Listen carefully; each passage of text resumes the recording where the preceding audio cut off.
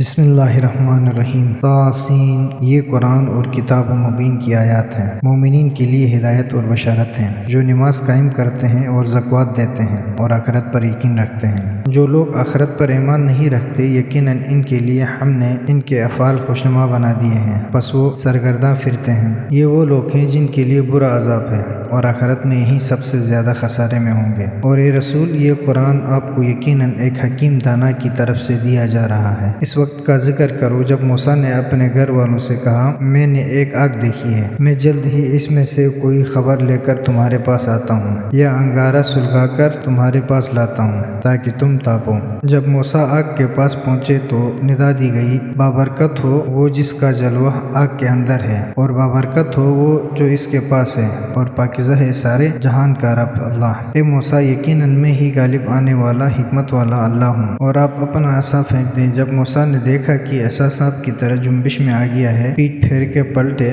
اور پیچھے مڑ کر بھی نہ دیکھا۔ ندا آئی، اے موسیٰ، ڈریے نہیں، بے شک میرے حضور مرسلین ڈرا نہیں کرتے، البتہ جس نے ظلم کا ارتکاب کیا ہو، پھر برائی کے بعد اسے نیکی میں بدل دیا ہو، تو یقیناً میں بڑا بخشنے والا، رحم کرنے والا ہوں۔ اور اپنا ہاتھ تو اپنے گریبان میں ڈالیے، بغیر کسی عیب کے چمکتا ہوا نکلے گا۔ یہ ان 9 نشانیوں میں سے ہے جنہیں لے کر فرعون اور اس کے قوم کی طرف آپ کو جانا ہے، بے شک وہ بڑے فاسق لوگ ہیں۔ جب ہماری نشانیاں نمایاں ہو کر ان کے پاس آئیں تو انہوں نے کہا، یہ تو صریح جادو ہے۔ وہ ان نشانیوں کے منکر ہوئے، حالانکہ ان کے دلوں کو یقین آ گیا تھا۔ ایسا انہوں نے ظلم اور غرور کی وجہ سے کیا۔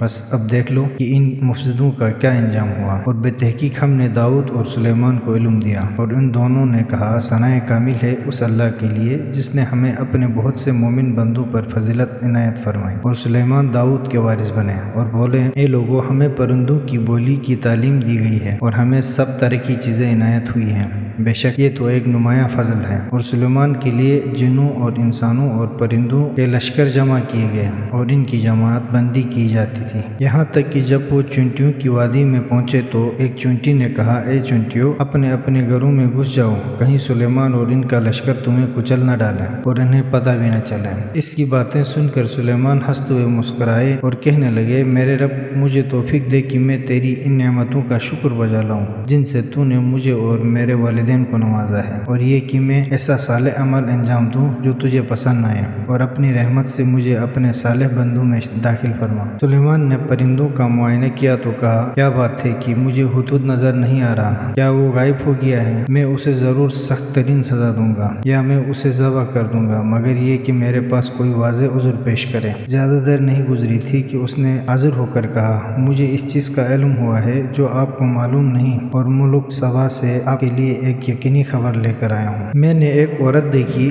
جو ان پر حکمران ہے، اور اسے ہر قسم کی چیزیں دی گئی ہیں، اور اس کا عظیم الشان تخت ہے۔ میں نے دیکھا کہ وہ اور اس کی قوم اللہ کو چھوڑ کر سورج کو سجدہ کرتے ہیں، اور شیطان نے ان کے اعمال ان کے لیے خوشنما بنا رکھے ہیں، اور اس طرح ان کے لیے راہ خدا کو مسدود کر دیا ہے، پس وہ ہدایت نہیں پاتے۔ کیا وہ اللہ کے لیے سجدہ نہیں کرتے جو آسمانوں اور زمین کی پوشیدہ چیزیں نکالتا ہے، اور وہ تمہارے پوشیدہ اور ظاہری اعمال کو جانتا ہے؟